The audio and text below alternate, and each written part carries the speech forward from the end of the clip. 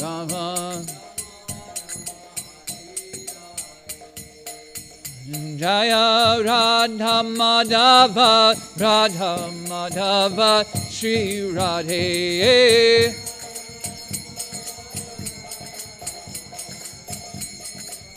Jaya Radha Kalasanji, Radha Kalasanji, Shri Radhe.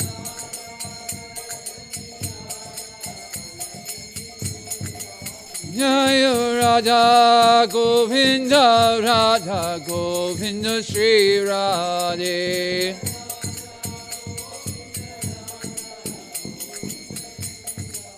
Jaya Radha Shamasundar, Radha Shamasundar, Shri Radhe.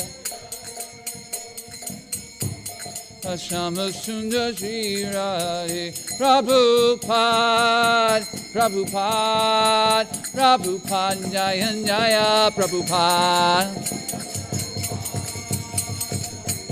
Prabhupada. Jaya Jaya Prabhupada, Prabhupada, Prabhupada, Jaya Jaya Prabhupada.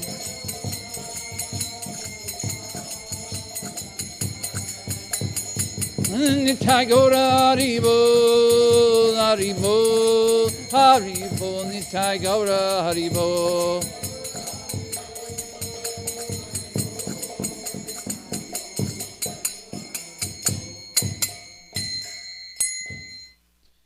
Shri Radha Madhava ki jai, Shri Radha Kalashanji ki jai, Shri the Prabhupada ki jai.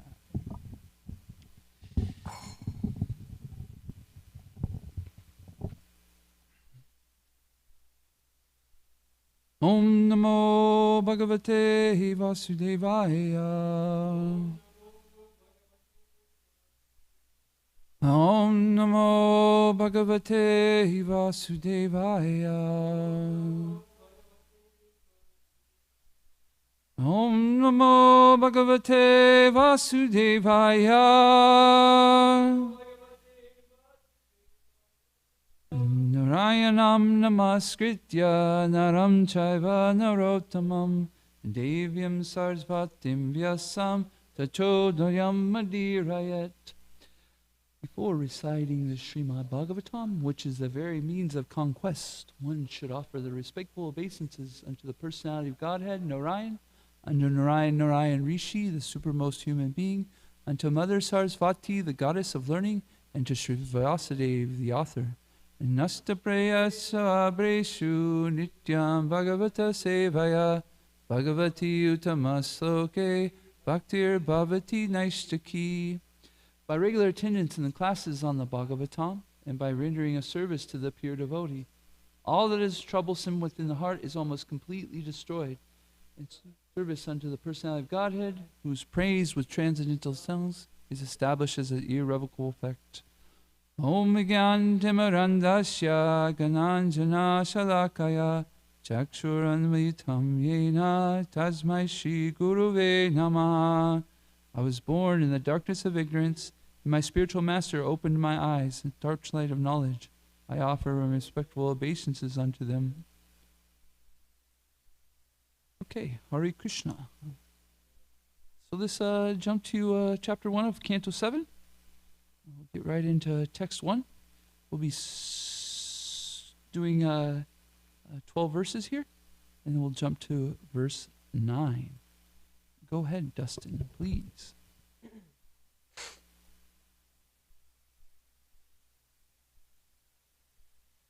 Text 1. King Parikshit inquired, My dear Brahmana, the Supreme Personality of Godhead, Vishnu, being everyone's well-wisher, is equal and extremely dear to everyone. How then did he become partial like a common man for the sake of Indra, and thus kill Indra's enemies? How can a person equal to everyone be partial to some and inimical towards others?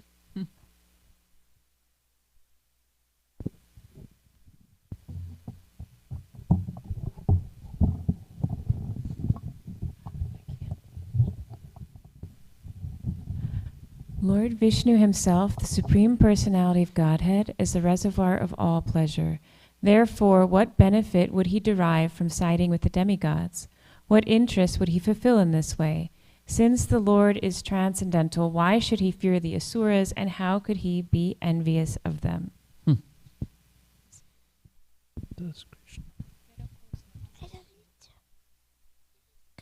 O greatly fortunate and learned Brahmana, whether Narayan is partial or impartial has become a subject of great doubt.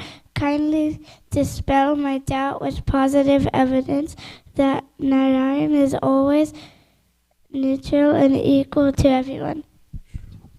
This reminds me of when you have brothers and sisters. At least this was part of my mom and dad love me more than you. No, mom and dad love me. But if you ask mom and dad, who do they love more? They'll tell you, we love all of our children the same, right? But still the argument remains. Okay, go ahead, 4-5. Text 4:5. The great sage Shukadeva Goswami said, "My dear king, you have put before me an excellent question. Discourses concerning the activities of the Lord, in which the glories of his devotees are also found, are extremely pleasing to the devotees. Such wonderful topics always counteract the miseries of the materialistic way of life. Therefore, great sages like Narada always speak upon Srimad Bhagavatam because it gives one the facility to hear and chant about the wonderful activities of the Lord. Let me offer my respectful obeisances unto Srila Vyasadeva and then begin describing topics concerning the activities of Lord Hari."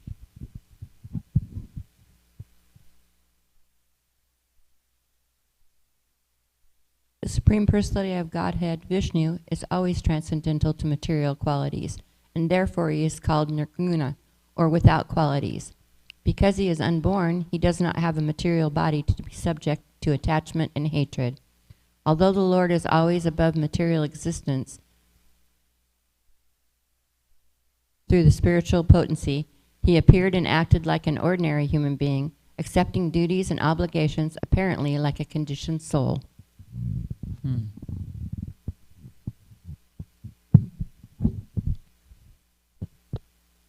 My dear King Parikshit, the material qualities Sattva-guna, Rajoguna and Tamoguna all belong to the material world and do not even touch the Supreme Personality of Godhead.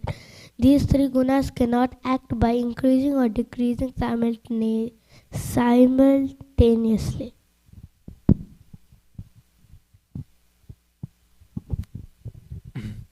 When the quality of goodness is prominent, the sages and demigods flourish, with the help of that quality, with which they are infused and surcharged by the Supreme Lord. Similarly, when the mode of passion is prominent, the demons flourish, and when ignorance is prominent, the yakshas and rakshasas flourish. The Supreme Personality of Godhead is present in everyone's heart, fostering the reactions of Sattva Guna, Rajoguna, and Tamoguna. The all-pervading personality of Godhead exists within the heart of every living being, and an expert thinker can perceive how he is present there to a large or small extent. Just as one can understand the supply of fire in wood, the water in water pot, or the sky within the pot, one can understand whether a living entity is a demon or demigod by understanding that living entity's devotional performances. A thoughtful man can understand how much person is favored by the Supreme Lord by seeing his actions.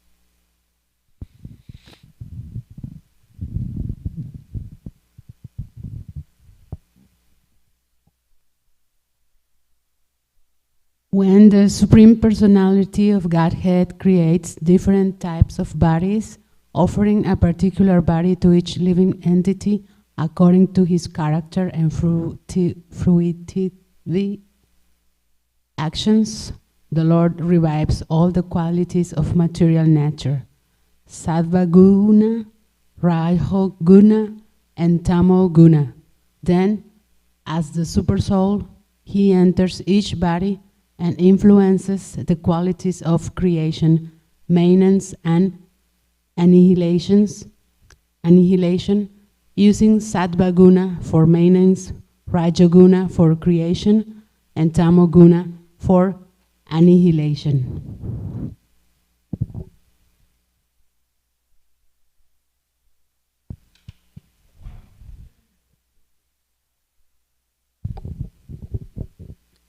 O great King, the Supreme Personality of Godhead, the controller of the material and spiritual energies, who is certainly the creator of the entire cosmos, creates the time factor to allow the material energy and the living entity to act within the limits of time. Thus, the Supreme Personality is never under the time factor, nor under the material energy.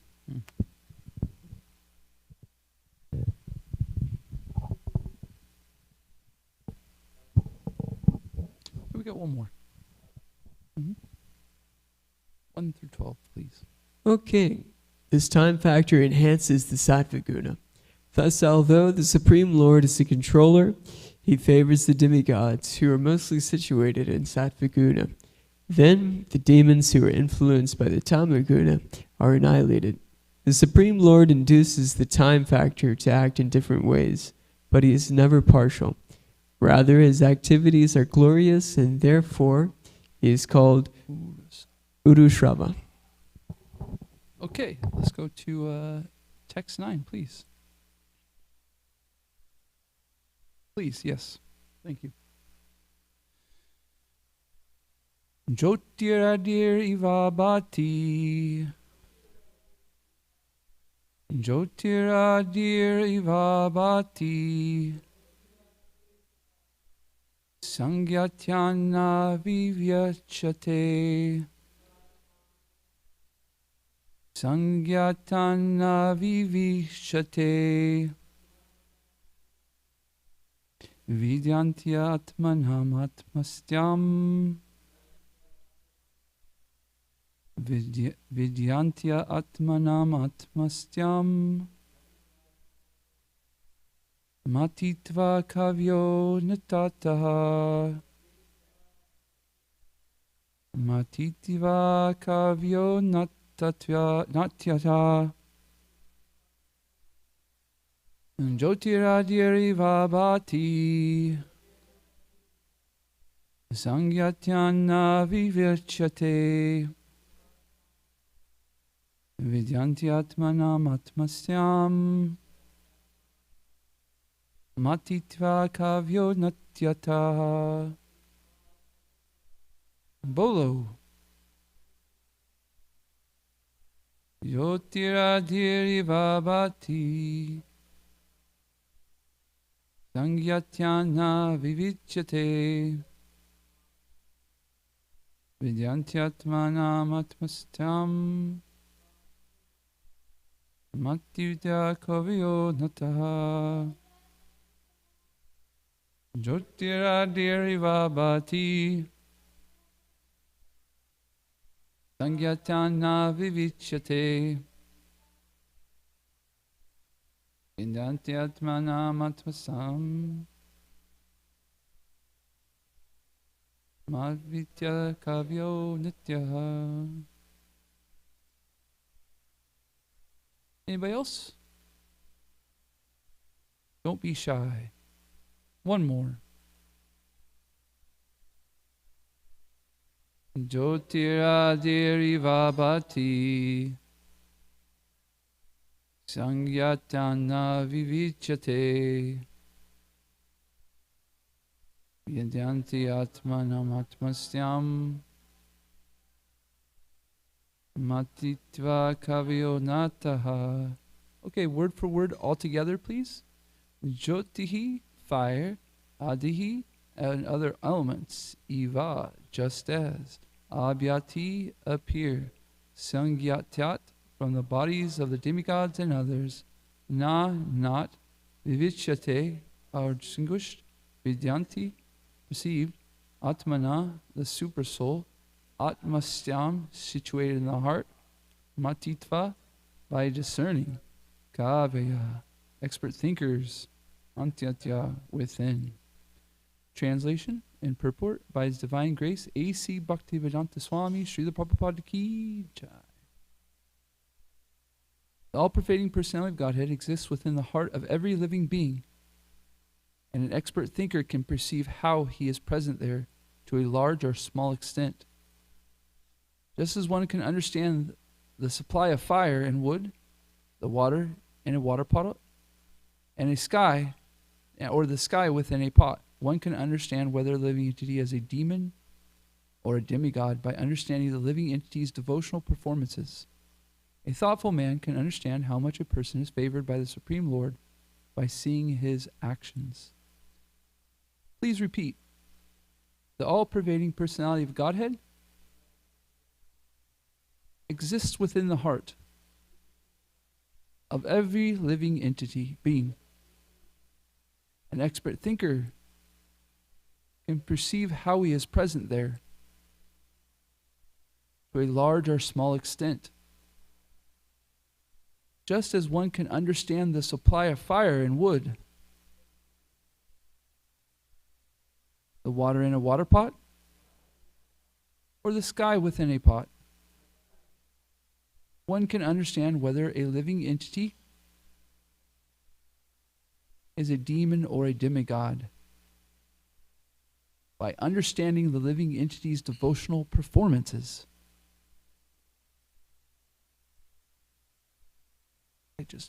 What the heck? I'm sorry, whoa. Sorry, okay.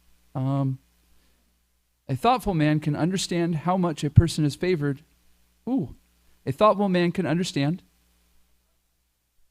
how much a person is favored by the Supreme Lord by seeing His actions.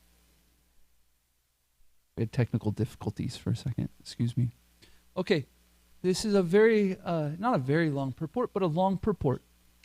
So while we read through it, please, each person,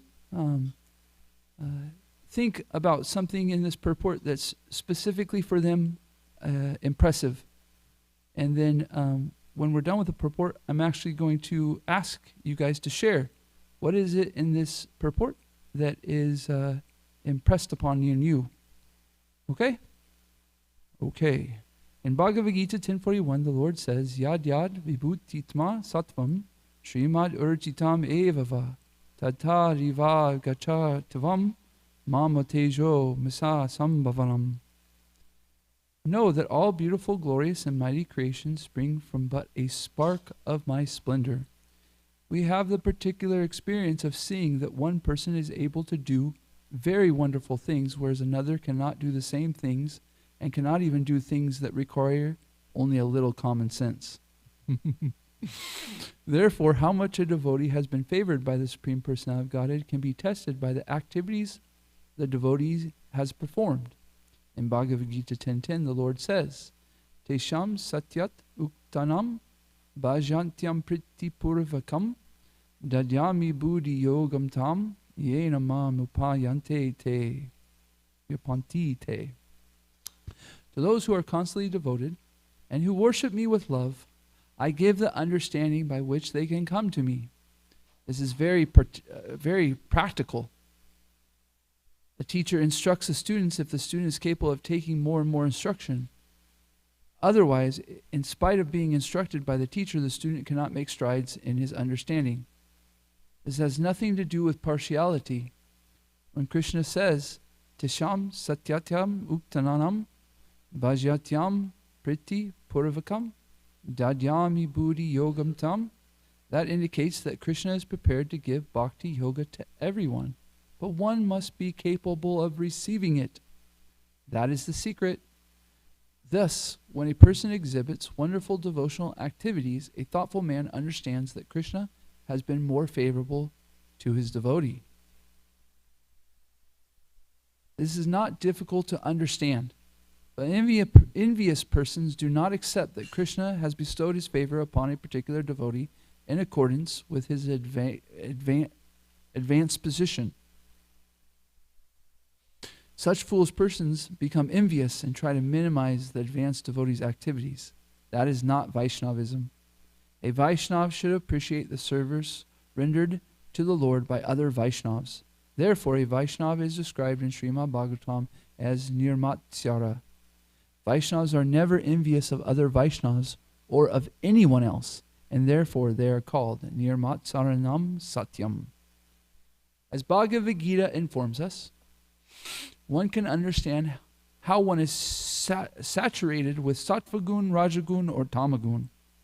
In the examples given here with fire represents the mode of goodness, one can understand constitutions of the container of wood, petrol, or other inflammable substance by the quantity of the fire.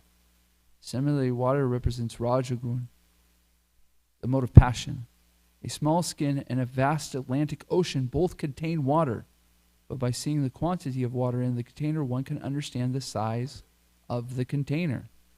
The sky represents the mode of ignorance. The sky is present in small earthen pot and also in outer space.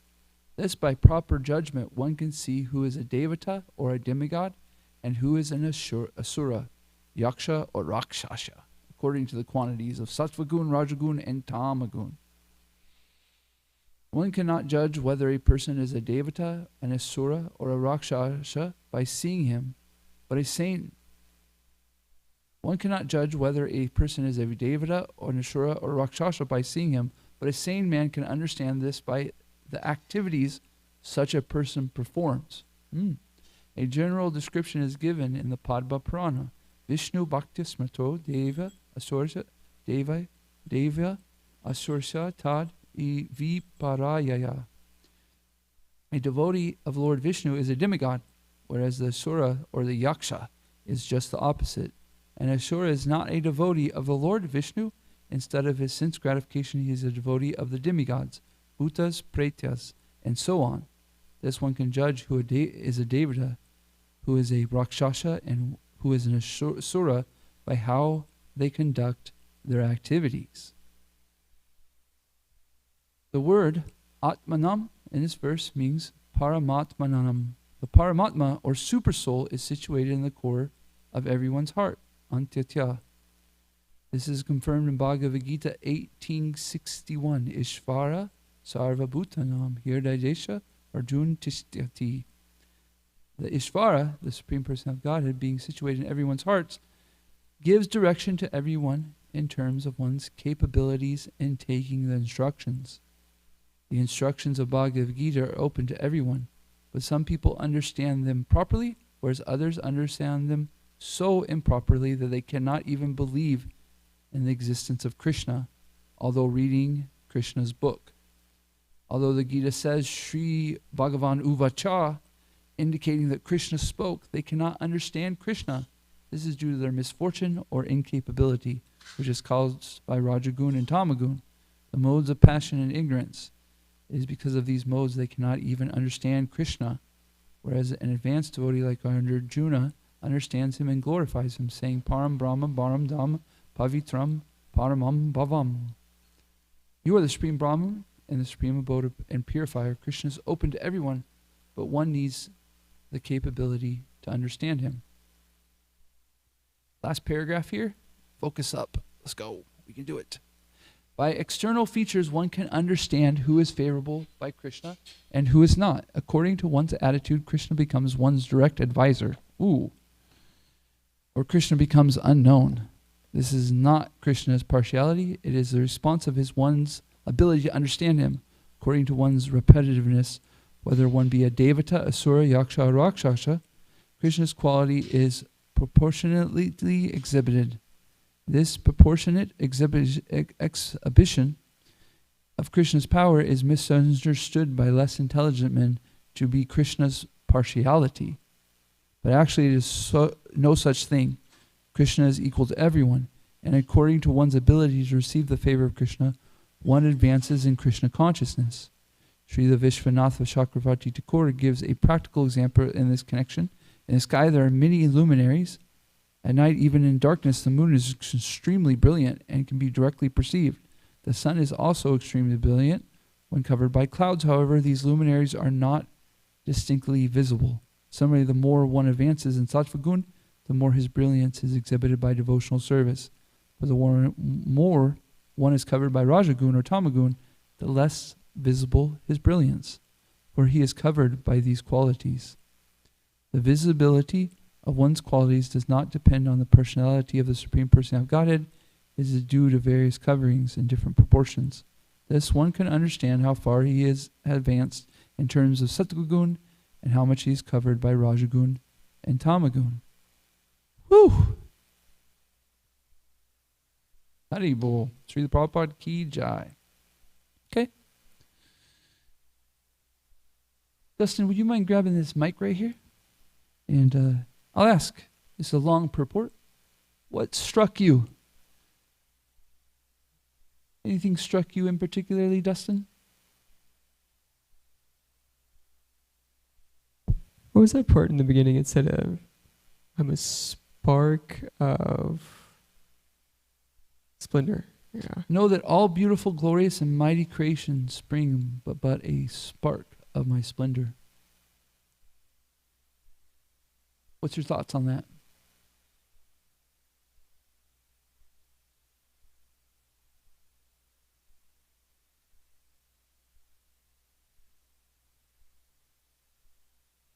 Yeah. Krishna resides in everything.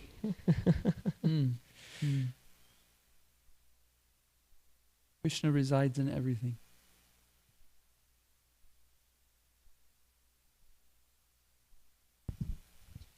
Any other points?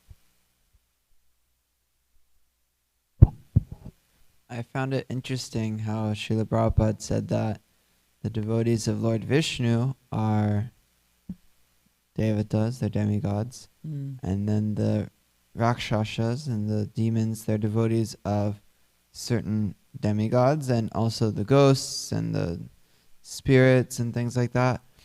And so I found it interesting that you almost always have to be a devotee of something, you know? There's like there's no non-devotees. It's just, who are you a devotee of? Are you a devotee of the president? Are you a devotee of your boss? Are you a devotee of the ghosts? Are you a devotee of, you know, different things? Oh, great point. Who's your Krishna? Who are you substituting for Krishna? Or are you going to Krishna, right? I mean, this is like such an important part of our understanding is that we either are in the hands of Maya or the hands of Krishna, right? Who's controlling us, right? Who's our control? And illusion, Maya, is that something separate from Krishna, right? So as devotees, we're understanding Krishna as the supreme, and therefore we become completely dependent on him, right? And then our devotional service, our devotee nature is there.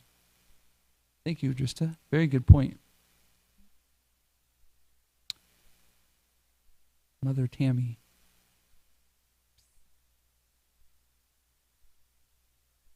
Hare Krishna. Oh no. Hare Krishna. Thank you. I appreciated the fact that the part where it talks about that you can't tell by the outside how much, how much somebody is favored by Krishna, because everyone has their one-on-one with God, so no one can tell from the outside, looking in, what's going on between a person and Krishna. Have any of you had that experience where you judge somebody by their external, and then you get to know a little bit more about the situation, and you go, "Whoa, I wasn't even, I was way far off there," you know? Anybody have anything particular in their life that they can remember? Gokulananda Prabhu. I remember a few months ago I was chanting in the temple room, and I happened to see one wonderful senior devotee. I think she just walked in and she had the shoes on. So the immediate thought was, oh, because I'd never seen that devotee before, so I thought, there is a kind of a dilemma whether or not sometimes there are neophytes walking in, right? So on one hand, it is our duty, if somebody is not aware, to politely make them aware. On the other hand, you have to be sensitive, as to not to let them get offended. Mm. So the balance has to be struck properly. Mm. So then I didn't know what to do. So I went and approached other couple devotees in the temple room, temple president and another senior devotee. So I told them, is it okay? And then they told me, no, she has some problem in her foot. So that reminded me of another incident. Back in Mumbai, one of my senior godbrothers shared this. There was chanting session in the morning. Everybody was chanting, and this devotee, he was distracted to see another devotee sitting and chanting with his left hand, the bead bag. And he had a shawl wrapped around him. So he couldn't just resist, and finally went, why are you chanting with left hand? You're not supposed to chant with the left hand. And then he just opened his shawl. He didn't have the right arm. So, yeah. Yeah. This is a Srila Prabhupada mentioned this in the purport, right? He says that we shouldn't think badly about Vaishnavas. We actually should give them the benefit of the doubt. We should in our own person stretch ourselves to understand, how they are performing devotional service. And so it is when we see things that we don't understand, we can be curious. It's not an offense to be curious. I don't understand that. When you walk and see somebody come in the shoes, you say, there's a duty, right? You mention that, like, we want to make sure that we're doing the right thing, that we, maybe this person doesn't know, So we can approach it like that with curiosity instead of a judgment. This person's bad. They don't know. They're a neophyte. All of our judgments that come forth. No, hey, usually in the temple room we come without shoes on. I was wondering if you would be willing to take your shoes off. No, I don't take off my shoes because of this. Oh, thank you for letting me know. Good, there doesn't have to be the ego challenge, right? So I heard from another devotee that they were in the temple room and they were doing kirtan, and this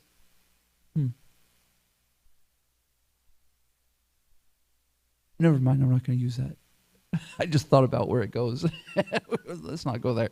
Yeah. Anyways, I was going to try to remain confidential, I guess you could say, in there's just a situation, but it'd be very obvious once I started to go into the conversation about some of the characters in this story. Well, I'll tell you about one of my experiences when I first started coming around Dallas Yatra. There's some people. I had a particularly tough time with a specific devotee, and I thought that this devotee was very sharp sometimes with their interactions. And so I was like, it kind of disturbed me. And so over some time, though, I really wanted to be in this yatra, and I knew that I needed to overcome this, this thought of that this person, I wanted to see them in a positive light. And I knew it was there, but I just needed to work on this. So eventually I came to the point where I thought, this person, this devotee, really just wants everything to be perfect for Srila Prabhupada. And that's what drives them. Sometimes I don't necessarily agree with maybe how that looks or how that's performed. But once I was able to adjust my perception that that's all they wanted is just Srila Prabhupada to be happy, and therefore they were willing to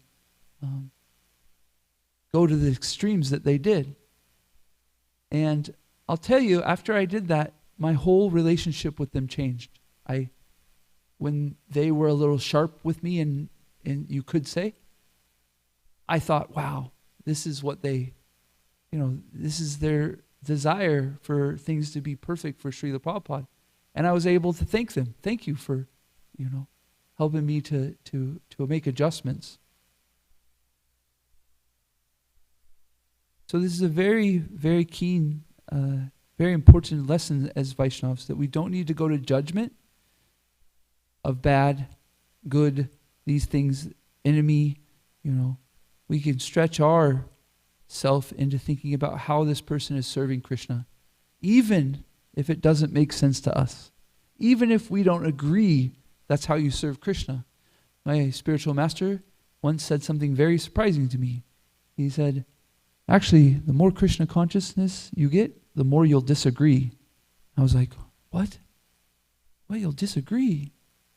What? I thought we all live in bliss and everybody's just the same, devotee and everybody, right? And so then I was trying to understand this, and I guess I'll ask you guys, what's Krishna's favorite dessert? Cheesecake or glubjamins? One devotee's, huh? Oh, bhakti? What is it? Bhakti. Bhakti, okay. So the bhakti dessert, I'm not familiar with the bhakti dessert, but the one devotee's arguing, no, Krishna's favorite dessert is cheesecake. And the other one's saying, no, you're a fool. Krishna's favorite dessert is glubjamins. But the truth of the matter is they're both correct. Because through bhakti, Krishna likes that person's cheesecake the most, and through bhakti, that person's glubjamins are the best, right? So our individuality starts to emerge more and more. We become Krishna conscious, and we'll have some understanding of what Krishna likes most through our devotional service. So when we see a devotee that's doing something that's not in our preview of how to serve, we can first try to say, try to get to that mood of, they're serving Krishna, and I don't understand that mood, but I know that they want to serve Krishna. Look, we're live in a community with devotees, and we're chanting Hare Krishna. This is an extreme step towards devotional service.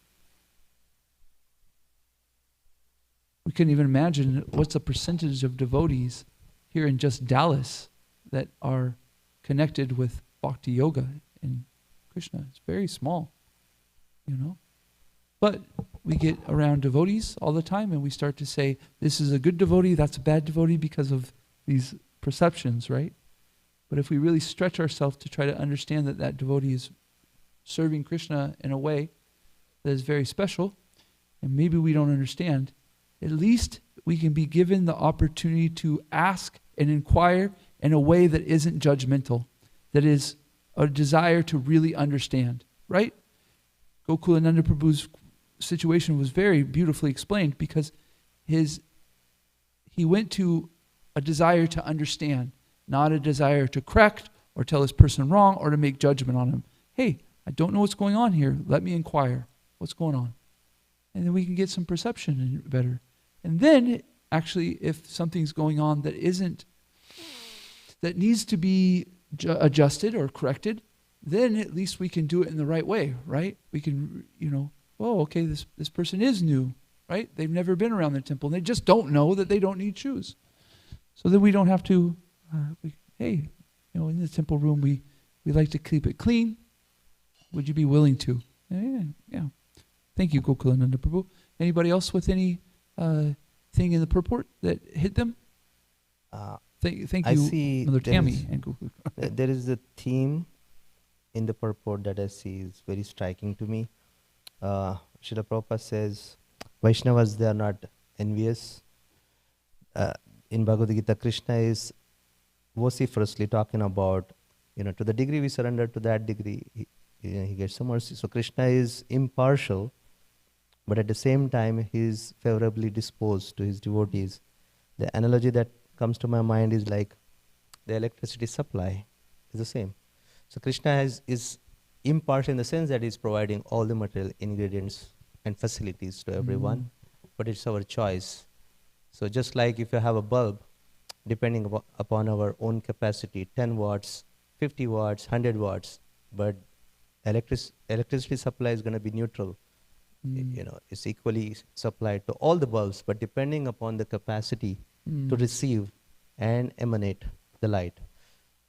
That's how I like that. So usually misunderstanding is that Krishna is supposed to be impartial. He has to empower everyone equally. Why is he empowering someone? There is the answer given. There are 3 verses quoted by Srila Prabhupada here. And when we talk about not judging externally, Srila Prabhupada is emphasizing here, we have to look at the activities of that person. What is he indulging in? So if the devotee who is constantly engaged, satatam yukta, constantly engaged in glorifying the Lord and practicing devotional service, all the 9 limbs, then he is far more advanced. And one last point, my Guru Maharaj used to always say, devotees are not envious. There may be sometimes an envy creeping in, but we should immediately counteract it by thinking how Krishna has empowered that devotee. He or she must have done something. That's how Krishna has empowered that devotee. When you think like that, immediately envy is removed and you become the recipient of the similar mercy. You become the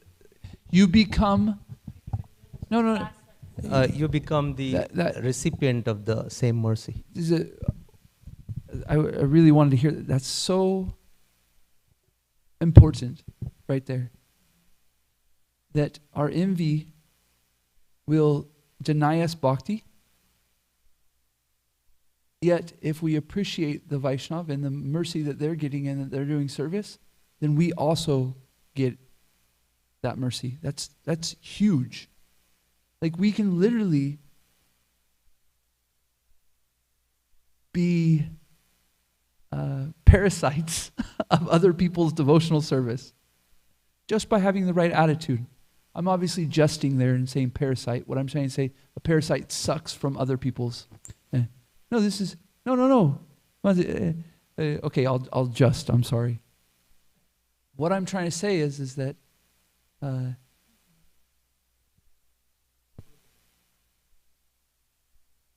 I'm trying to say is that we can benefit by other people's devotional service by having the right attitude. It's said that if you want to be a happier person, just be happy about other people's happiness. Literally, your happiness just increased by so much. Oh, that person's happy. I'm so happy for them. All of a sudden, you're happy. You don't have to have your own thing that you do to be happy to enjoy somebody else's happiness. You literally increased your happiness just by appreciating somebody else, by being happy for them. So as devotees, though, we're not just trying to be happy, or we're not just trying to be we're trying to be transcendental. And so we're trying to be servants. And so when we can appreciate somebody's servants, then all of a sudden we get a taste of bhakti. It's a very amazing point. Thank you. Manjari Gopika, please. Hare Krishna. Haribo. On that point, wonderful purport. But the part that stood out to me is the paragraph where Prabhupada says, envious persons do not accept that Krishna has bestowed his favor upon a particular devotee in accordance with his advanced position. Such foolish persons become envious and try to minimize an advanced devotee's activities. This is not Vaishnavism. A Vaishnav should appreciate the service rendered to the Lord by other Vaishnavs. And on a macro level, I was thinking about Srila Prabhupada, how in his time and also some since, there are other Vaishnav sannyasis, some of his godbrothers who tried to minimize his accomplishment in spreading Krishna consciousness. And we can see that it's from envy, and that truly supportive God siblings will just praise any little seed of Krishna consciousness that they see. But on a micro level, I think this is also such a good reminder for us that if we hear ourselves or someone else, instead of praising an accomplishment of a devotee, adding in those factors of, well, they don't have a full-time job, or, they have the, so it makes it easier for them. It's really a wake-up call for us to pause and go, no, there are no mitigating factors here in devotional service. When someone has done something big or small for Krishna, that's what we should focus on, and not think of it's like a detraction from our lives. We should just be focused on them and what they're doing for Krishna.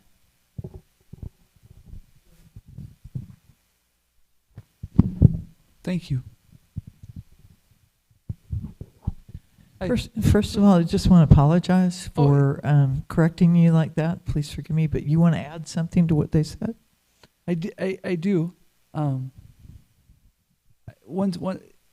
Thank you, Mother Kunti. There's no need to apologize. I actually appreciated it because I did need to adjust that word, so thank you so much. Mother Gopika, I wanted to say thank you that your mention of sometimes we see people's situation and we think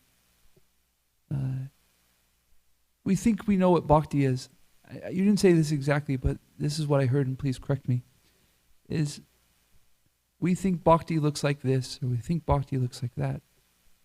But the thing is bhakti is an attitude of devotional service that we do to Krishna, and so that person who is working, or this person who's that, we can't, it's in the purport also, we can't see externally. We cannot see bhakti externally. We don't know, the things that people are doing unless we get to know them in a way that we see and we hear about their, how do I say this? That we see that they're doing the things of sadhana, right? Right? But more important is that, because even people, sometimes when we do our sadhana, anyways, what I'm trying to say is that when we have a desire to get to know somebody, we hear from them about their experiences in life, and we get to know them, then we can understand their bhakti. And if we don't have that relationship to get to know them more, then really we should give the benefit of the doubt. We're here. I mean, Jai Guranga said to me yesterday, he looked at me and said, how lucky are we? And when it hit me, he said it just like I'm feeling it again. I literally started to tear up because it was like, wow, we are so lucky. Like, it's unbelievable that we are here right now. We could be doing so many things, and we're so lucky. And so therefore, we should appreciate our luck, quote unquote, the mercy of the Lord. And we should know that it's within each one of everyone here. And we should be appreciating that very much. And Mother Kunti, please. Thank you, Mother. Thank you, Jan, and thank you for your gracious response. Srila Tamal Krishna Goswami Maharaj, Gurudev, he was often dealing with the subject of envy toward himself. He, just to suffice it to say that he was very close to Srila Prabhupada, extremely close. And Srila Prabhupada defended him numerous occasions. So what Gurudev actually said one time that made sense to a lot of us, because we could not deal with, the death threats and the whole 9 yards of the politics and everything. He said, actually, envy is misplaced grief. It's misplaced grief. So grief that is unexpressed or misdirected. So that really was a huge stepping stone for a lot of devotees. And many devotees that were having trouble dealing with him, having him as a friend and as a godbrother. So that really opened up a floodgate of love. And that was really nice, because the last 10 years of his stay on this earth, he had some very rich and close godbrothers and godsisters coming forward and wanting to rekindle that friendship and that brotherhood, sisterhood. Jai Prabhupada. When I was hearing this, I was thinking about, I've heard an expression once that that envy or these things like this can be a tragic expression for a need. Right? We need love. We need care. We need a personal relationship. And so when we see it in other people, our tendency becomes envy, right? But really it's a need for connection like that person's getting. And so as Vaishnavas we can, and this is what I was, please correct me if I'm off, but I was kind of seeing this perception from Tamal Krishna Goswami that the compassion is amplified when you see somebody envious to you. Wow, this person has a need that's not being fulfilled, and therefore they're actually, they might not know how to express it in a healthy way, right? By the way, I'm not saying he said this, but I'm just saying in our situations, right? They might not know how to express their need. So often what we do is we go to a default of envy. I want that thing that you want. I need it. So then as Vaishnavas, we can go, when I see envy, wow, how fortunate I am to see this envy, because this person's telling me this is what they need, and I can serve them. I can try to serve them, right? We can try to serve them as best as possible. Maybe we even pray for them. Hey, Krishna, I can see that this person has a need for personal connection. They might be upset that I have this personal connection. Dina Bandhu Prabhu called me over the other day, and I got to talk to him. And let's just say there could have been some people that saw that and say, Nanda Braja, why does he get to? And if I saw that, I could be like, wow. I was speculating. Never mind. What I was trying to say is that I got a moment with Dina Bandhu Prabhu, and I'm saying that some people could look at that, and even to one's face could be like envious of it, like you got this personal time. And so that envy comes from a desire to also get that person time. So if I was to perceive that envy, by the way, I'm not saying this happening, I'm just trying to give a particular example of how we can think as Vaishnavas, that I can say, wow, this person really wants personal connection too with devotees. I like that also.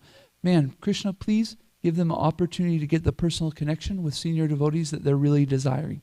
And if we have a chance to do more than that, then we should try. We should try to go to the extent that we can, right? Sometimes it's not even appropriate to say anything, but we can at least pray to Krishna.